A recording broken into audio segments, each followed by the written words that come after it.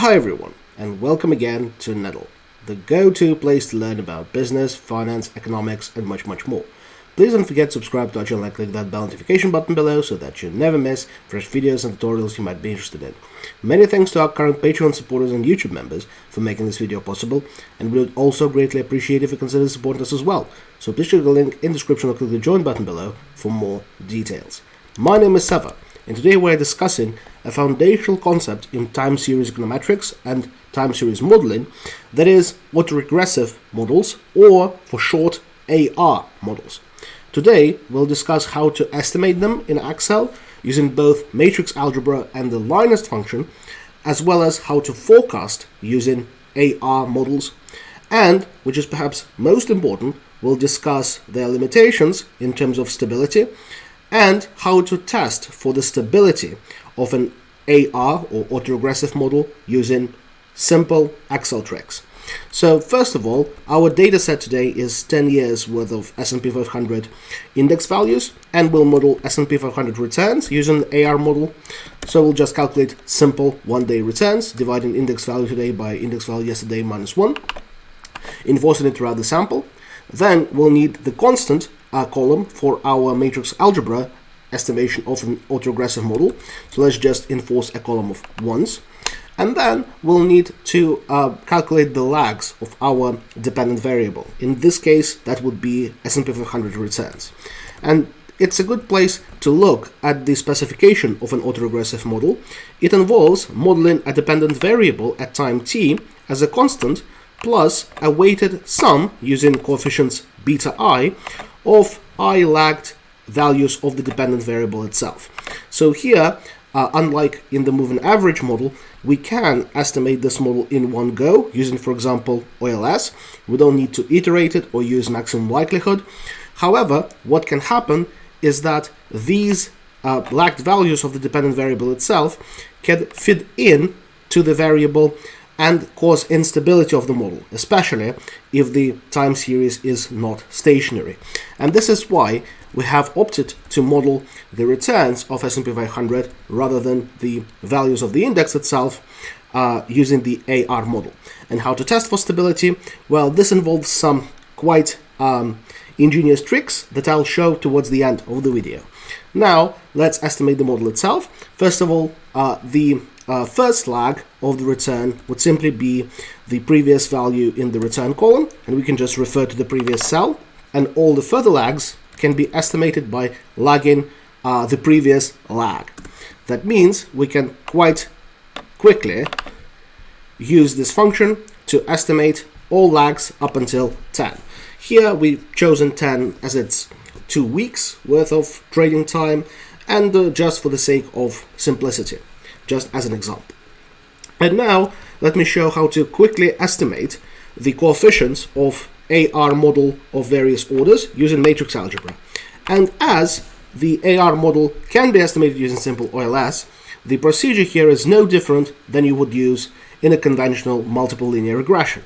We would need to understand what our X matrix, the matrix of independent variables, is for each of the AR models of various orders, as well as carefully implement that so it refers to correct cells in each of those specifications.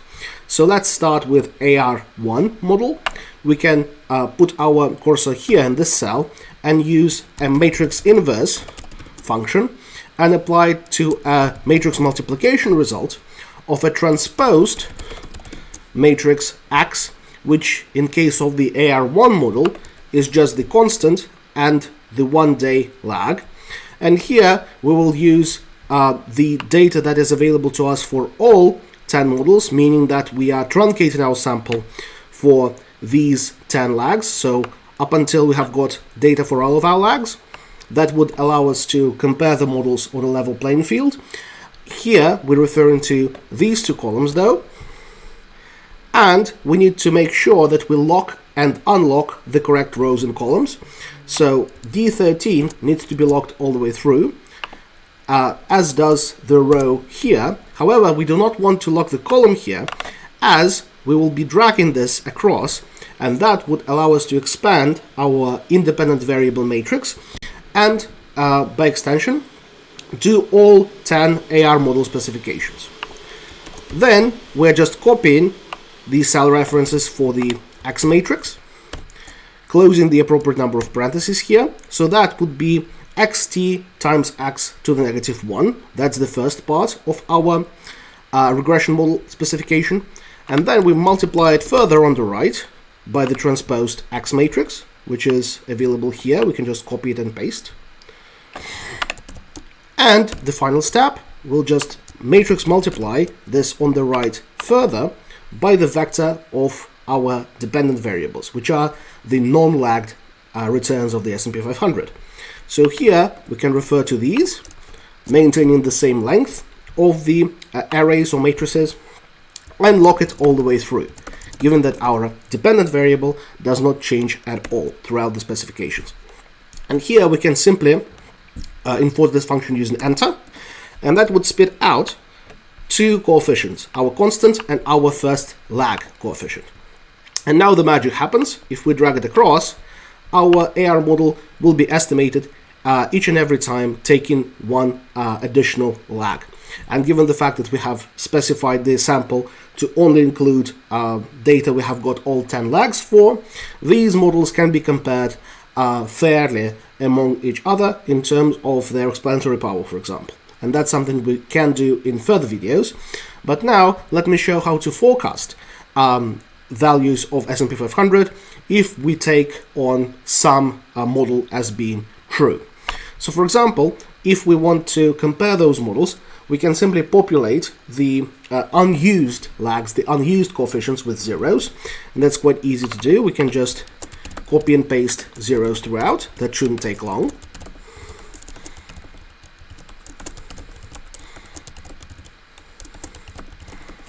And now we can use, for example, the AR9 model to forecast the value of the S&P 500 return for the next trading day. To do that, we have to carefully understand which returns now serve as which lags. Well, first of all, we still do need to refer to the constant. That is a no-brainer. Then we need to take into account that the current return, the very most recent return at the 31st of December 2021, is now our one-day lagged return if we think about the next trading day. So we need to multiply it by the lag 1 coefficient. And then we need to understand that we have got 8 returns over here that serve as lags through 2 to 9. So we can make a shortcut and use the mmult function referring to these 8 returns and 8 of those coefficients. And that, if we enforce it, would correctly specify our one-day ahead forecast as per the AR9 model, which is the autoregressive model with 9 lagged terms. As we can see here, the 10th lag is 0. However, how you might test for significance of coefficients? Well, you could still use the matrix specification to calculate the covariance matrix and the standard errors, as in normal standard OLS. However, you can also use the Linus function, and that's what I'm going to show you here. We can use the Linus function and refer to our y variable, which is the S&P 500 returns, non-lagged, for as long as all 10 lags are available. And then we refer to only the explanatory variables, not the constant, these 9 lags, as we opted for AR9 for these demonstrative reasons. And then we just specify that we need the constant, specifying 1 here, and that we do need the additional statistics, in this case standard errors. So we press 1 once again and enforce this function using Shift-Control-Enter. This shows us the Linus template, and if you take a close look, those coefficients would be equivalent to the coefficients we have got over here. And we have got the standard errors to test each and every of the lagged coefficients for statistical significance. That means that we can calculate the t-stats, dividing the coefficients by the respective standard errors, enforcing it across, and then using a two-tailed t-distribution, t-dist two-tailed, applying it to the absolute values of the t-stats, and specifying the degrees of freedom. That would be the count of our observations, so how many returns we've got, Then we need to make sure that we correctly take into account degrees of freedom reduction. First of all, we reduce our degrees of freedom by 10 because we have got 10 lags in the overall specification. And then we need to subtract the number of parameters, the number of coefficients we have got in our model. And it's 9 lags and also a constant. So -9, -1. And that allows us to correctly enforce the two-tailed t-test. We can drag it across and see that all but 2 lags, lag 5 and lag 3, are statistically significant. We have got quite a remarkable alternating pattern here, with the first lag being negative and significant, the second lag positive and significant, the fourth lag and the sixth lag still negative and significant, and then it goes positive, negative, positive as well, with quite high t-stats in terms of absolute value, which secures statistical significance at 1% across the board. Meaning that the behavior, the dynamics of S&P 500 returns is quite complicated and is quite predictable in the sense of its lagged performance forecasting its future performance, which is bad news for market efficiency, as this is quite strong evidence against market efficiency. However, it can be good news for traders and short-term investors who can predict quite reliably future returns of S&P 500 using something like an autoregressive model. However, can you believe those coefficients? Do those coefficients conform with the assumption of stationarity that is quite natural to demand stationarity for an autoregressive model? In this case, stationarity is covariance stationarity, which is a concept that demands that any shock does dissipate with time, meaning that if there is a positive and significant return or a negative and significant return at a particular day, the effect of this shock, this residual, is not felt by the S&P 500 returns indefinitely across time. So to make sure that this doesn't happen, we have to test for dynamic stability. And dynamic stability is quite easy to envision for an AR1 model. Dynamic stability for AR1 model would simply mean that the coefficient is less than 1 in terms of absolute value. It is quite easy to see how if your coefficient here, an autoregressive coefficient, would be higher than 1 or lower than -1, the process could have been unstable. However, for higher lags, this generalizes not really that intuitively. However, it still can be modeled in Excel. To model the stability of a higher order autoregressive model, we need to consider the characteristic polynomial of said model. And it involves general polynomial functions of complex arguments. So here we're talking about complex numbers, not just real numbers. And we have got this polynomial function that deals with our beta coefficients, which are the autoregressive coefficients. In our case, we've got 9 of them. If we are testing AR9 for stability, as well as the argument Z, which is a general complex number that might not have anything to do with the model itself. We need to check that this particular characteristic polynomial has all of its roots within the unit circle, meaning that all of the roots need to have absolute value of lower than 1.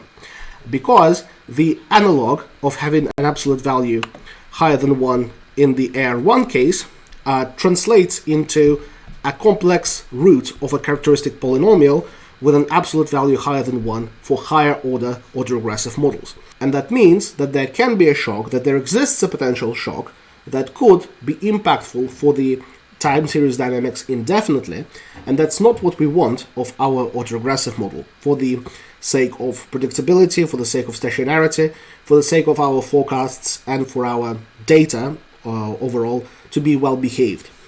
So here we need to start with an arbitrary complex number.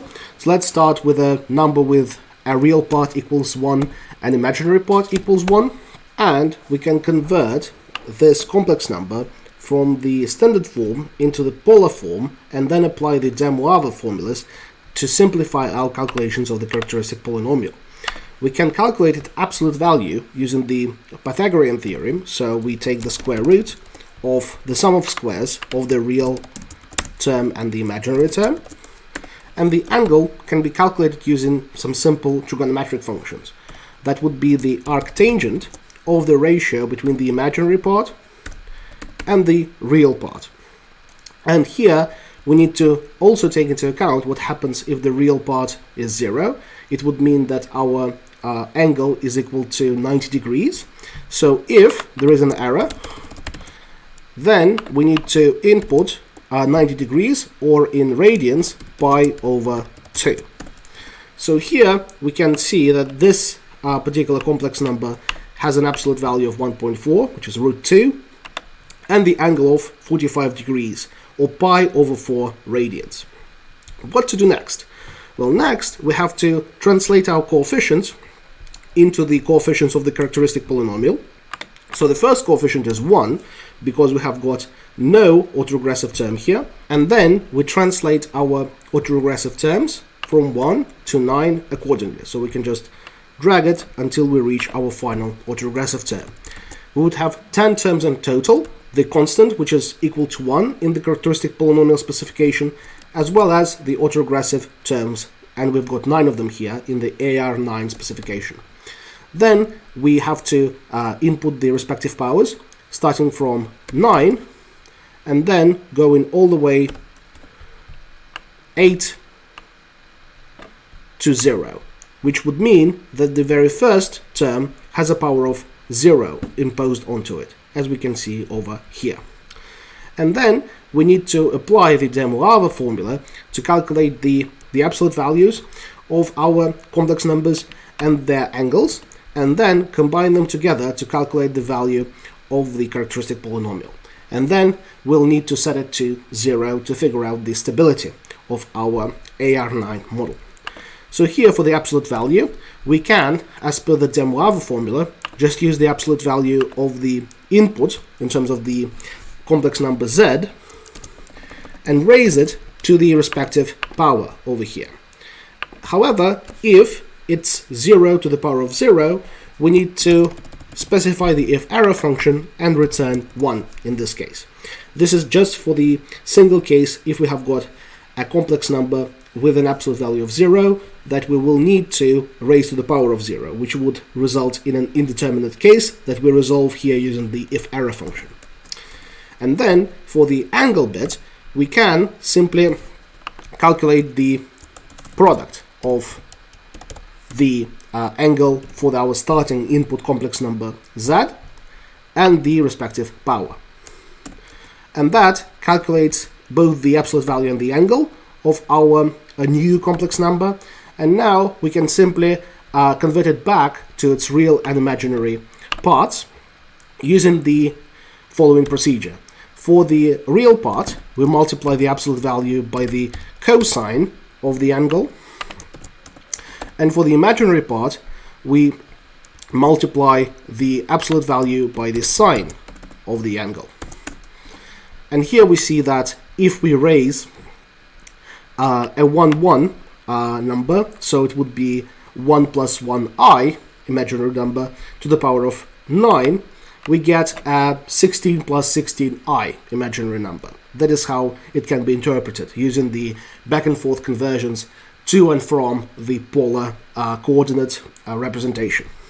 And now we can simply drag it all the way down and calculate the complex numbers raised to respective powers.